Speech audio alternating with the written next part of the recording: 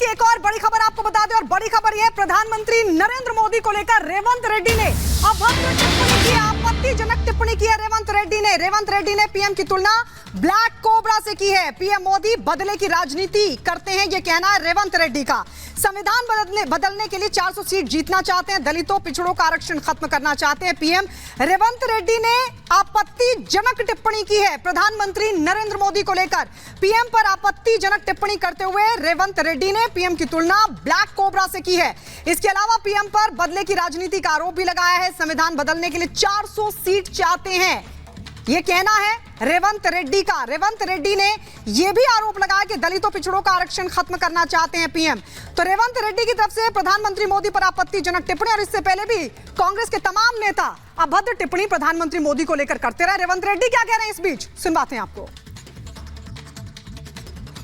కానీ మోడీ కాల నాగులా అంటోడు, తోక దొక్కితే ఊకునే టైపు కాదు. పగ పెట్టుకుంటాడు, పగ పడతాడు, ఎక్కడున్నా ఇడవడు.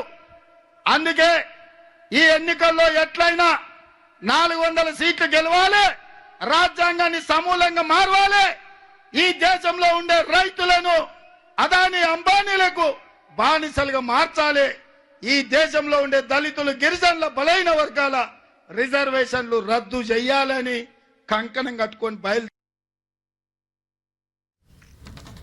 तो सुना आपने प्रधानमंत्री नरेंद्र मोदी को लेकर एक बार फिर से शब्दों का इस्तेमाल किया, आपत्तिजनक टिप्पणी की कांग्रेस के नेता ने। आपको बता दें रेवंत रेड्डी सीएम है, और ऐसे में प्रधानमंत्री नरेंद्र मोदी पर उन्होंने किस तरीके से टिप्पणी की आप जान सकते हैं, समझ सकते हैं। वो ब्लैक कोबरा से प्रधानमंत्री मोदी की तुलना करें, और इससे पहले भी कांग्रेस लगातार प्रधानमंत्री नरेंद्र मोदी को लेकर शब्दों का इस्तेमाल करती रही है। और इधर आपको बता दें कि अयोध्या में रामलला विराजमान हुए हैं, ये मुख्यमंत्री योगी आदित्यनाथ ने कहा है, ये आपको बता दें। और उन्होंने ये भी कहा कि 500 साल बाद मौका आया है, अब ब्रज की तरफ चलना है। मुख्यमंत्री योगी आदित्यनाथ ने बोला है 2 चरण के चुनाव जो है वो हो चुके हैं, तीसरे फेज की वोटिंग होनी है 7 मई को। उससे पहले जो लगातार सभी पार्टियां हैं वो जोर आजमाइश में लगी हुई हैं, कोई कोर कसर नहीं छोड़ना चाहती हैं। ऐसे में जबरदस्त रैलियां हो रही हैं, जनसंवाद हो रहा है, लेकिन मुख्यमंत्री योगी आदित्यनाथ ने कहा कि अब ब्रज की तरफ चलना है। आइए सुनते हैं। कांग्रेस की जब सरकार थी और ये सपा बसपा के लोग कांग्रेस को सपोर्ट कर रहे थे, उस समय बहनों और भाइयों आप याद करिए, तब कांग्रेस ने कहा था, कांग्रेस की सरकार ने कहा था कि राम और कृष्ण तो हुए ही नहीं, हमारे आराध्य देवों के अवतार पर, उनके अस्तित्व पर इन्होंने प्रश्न खड़ा किया था।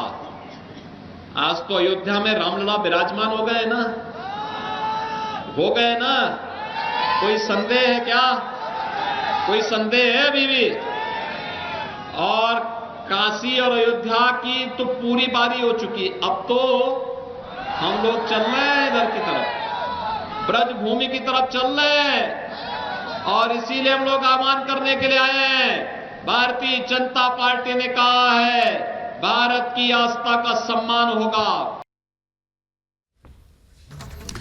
वहीं 2 चरणों का चुनाव मतदान अभी तक हो चुका है, वहीं तीसरे चरण के लिए तमाम दिग्गज अपनी ताकत झोंक रहे हैं। अगर उत्तर प्रदेश की बात करें तो बीजेपी की तरफ से जहां पर 80 सीटों पर फोकस किया गया है, तो यह चरण इस बार समाजवादी पार्टी के लिए, सैफई परिवार के लिए, मुलायम परिवार के लिए खास होने वाला है, क्योंकि इसमें उनके 3 दिग्गजों की किस्मत दांव पर है। रिपोर्ट के जरिए आप देखिए।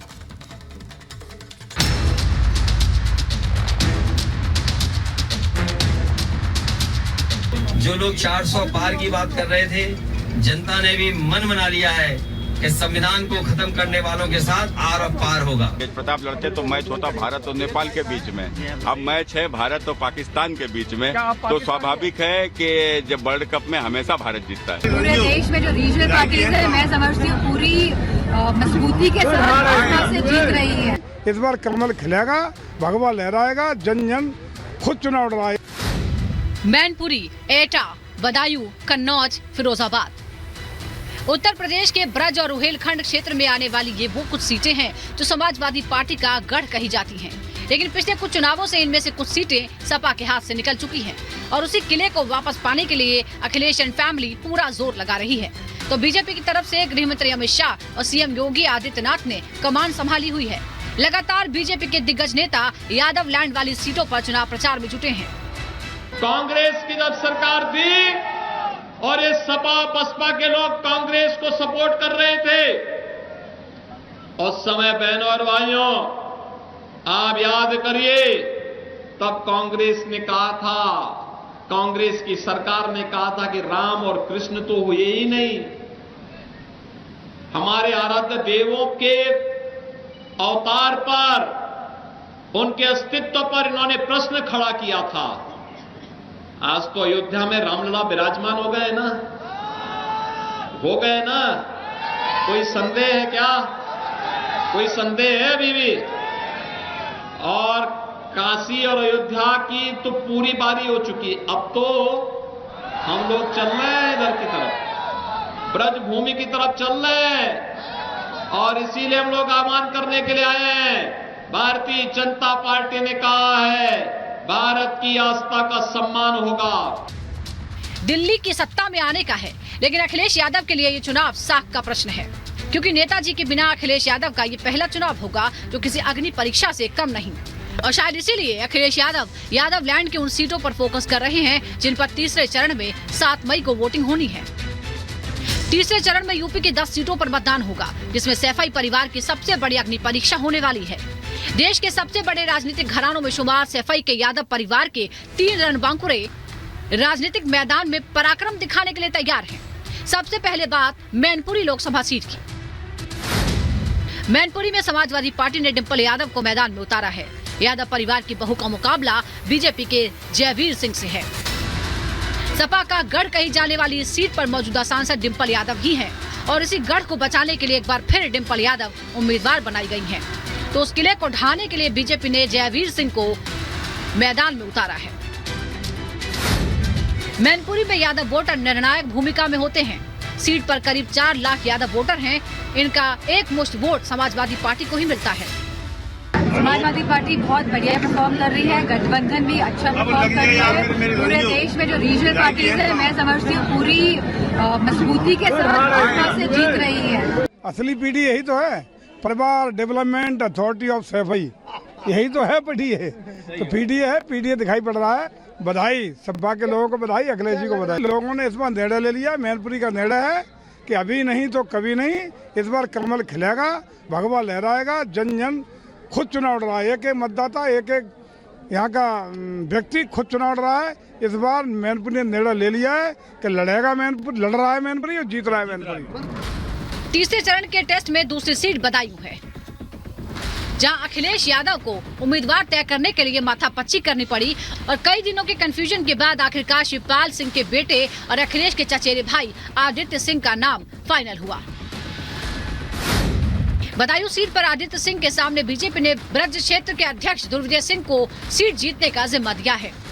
सपा से आदित्य सिंह का नाम फाइनल होने के बाद से ही शिवपाल यादव लगातार प्रचार में जुटे हैं। बेटे की जीत के लिए शिवपाल ने पूरा माहौल बना रखा है। यादव फैमिली का सीट पर फोकस इसलिए भी है क्योंकि सीट पर 17 बार हुए चुनाव में 6 बार समाजवादी पार्टी जीती थी। इतना ही नहीं, 2014 में मोदी लहर के बावजूद सपा के धर्मेंद्र यादव ने जीत हासिल की थी। बदायूं का यादव और मुस्लिम वोटर भी समाजवादी पार्टी के साथ जाता है। सीट पर 4 लाख यादव तो मुस्लिम वोटर 3.5 लाख हैं। हालांकि बीएसपी ने मुस्लिम उम्मीदवार उतारकर मुस्लिम वोटों में सेंध लगाने की कोशिश की है, जिसके बाद अखिलेश यादव ने इस सीट पर और जोर लगाना शुरू कर दिया है। एनडीए गठबंधन के पक्ष में हवा चल पड़ी है, और देखिए अब यहाँ उत्तर प्रदेश में पश्चिम में ये हवा तेज से चल पड़ी है। अब पूरब में जाते जाते ये आंधी बन जाएगी। वहीं फिरोजाबाद से राम गोपाल यादव के बेटे अक्षय मैदान में हैं।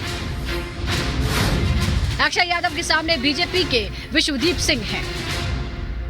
फिरोजाबाद सीट से अक्षय यादव मोदी लहर के बावजूद 2014 में अपनी सीट बचाने में कामयाब रहे थे, और शायद इसीलिए एक बार फिर उन्हें टिकट दिया गया है।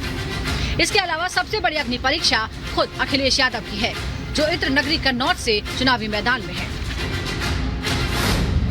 कन्नौज से अखिलेश के सामने बीजेपी के सुब्रत पाठक हैं। नॉमिनेशन के बाद अखिलेश यादव ने कन्नौज में पहला रोड शो किया।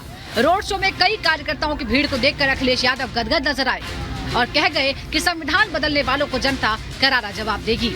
अखिलेश यादव 2019 में मिली हार का बदला लेने और हारा गढ़ वापस पाने के लिए कन्नौज क्रांति की बात भी कर रहे हैं, तो बीजेपी फिर जीत का दावा कर रही है। देश बदलाव चाहता है। भारतीय जनता पार्टी के लोग संविधान को बदलना चाहते हैं। जनता इस बार भारतीय जनता पार्टी को बदल देगी। जनता को धोखा मिला, जैसे उन्होंने जुमला दिया था वैसे ही इन्होंने गारंटी की घंटी दी है। जो लोग 400 पार की बात कर रहे थे, जनता ने भी मन बना लिया है कि संविधान को खत्म करने वालों के साथ आर और पार होगा। राम गोपाल यादव और उनकी पार्टी सांप्रदायिक, जातिवाद और परिवारवाद की पाठशाला से निकली हुई है और ये विनाश की राजनीति करने वाले लोग हैं और ये लूट, आतंकवाद, भ्रष्टाचार को बढ़ावा देने वाले लोग हैं। लोकसभा चुनाव के तीसरे चरण में ब्रज और रोहिलखंड की 10 सीटों पर वोटिंग होनी है। पिछले लोकसभा चुनाव में संभल और मैनपुरी सीट पर साइकिल दौड़ी थी, जबकि 8 सीटों पर कमल खिला था। ऐसे में अखिलेश यादव जहां हारे हुए गढ़ों को वापस पाने के लिए एड़ी चोटी का जोर लगा रहे हैं, तो बीजेपी मिशन 80 के लक्ष्य को साधने में जुटी है। Bureau report, Republic Bharat.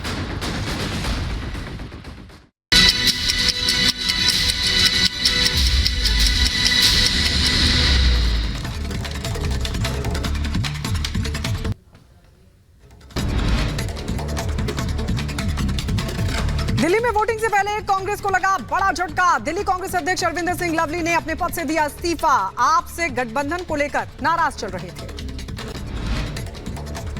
Vikramaditya Singh का कंगना पर हमला, कहा मैं बात कर रहा था तर्क की, मैं बात कर रहा था इतिहास की, लेकिन उनको न तर्क समझ आया और न इतिहास। जम्मू कश्मीर के उधमपुर कठुआ बॉर्डर के पास छिपे हुए 4 आतंकी हमले में सेना का एक जवान हुआ जख्मी। महादेव बैटिंग ऐप केस में मुंबई पुलिस का बड़ा एक्शन, सूत्रों के हवाले से खबर, मामले में एक्टर साहिल खान को पुलिस ने हिरासत में लिया।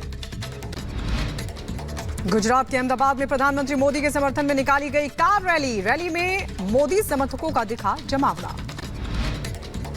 महाराष्ट्र के मुंबई में पुलिस ने गाड़ी से जब्त किए 3 करोड़ रुपए, पुलिस ने मामला दर्ज कर जांच शुरू की।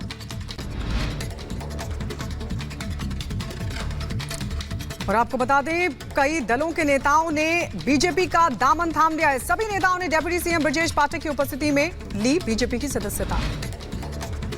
राजस्थान में भीषण गर्मी से जानवरों का हाल भी हुआ बेहाल। जयपुर के नाहरगढ़ जीव उद्यान में प्रशासन ने गर्मी से बचाव के लिए विशेष व्यवस्था की। मध्य प्रदेश के धार में भोजशाला में एसआई सर्वे लगातार जारी। 37 मजदूर और 20 अधिकारी भोजशाला में मौजूद। संजय राउत का केंद्र सरकार पर बड़ा हमला, कहा 10 साल से चल रही तानाशाही की सरकार, ये हमारी मर्जी है। हम 1 साल में 4 प्रधानमंत्री बदले या 5 साल में 2, ये हमारे गठबंधन की मर्जी। उत्तर प्रदेश के संभल में पुलिस और बदमाशों के बीच हुई मुठभेड़। पुलिस ने कुख्यात गो तस्कर मोहसिन को किया गिरफ्तार। जवाबी कार्रवाई में बदमाश हुआ जख्मी। बिहार के सीतामढ़ी में बदमाशों ने नेपाली नागरिक को बनाया निशाना, तो वहीं गोली मारकर लूट की वारदात को दिया अंजाम। पुलिस ने 3 बदमाशों को किया गिरफ्तार। उत्तर प्रदेश के बहराइच में टीम को चेकिंग के दौरान मिली कामयाबी। टीम ने कार सवार लोगों से 3 लाख से ज्यादा कैश किया बरामद।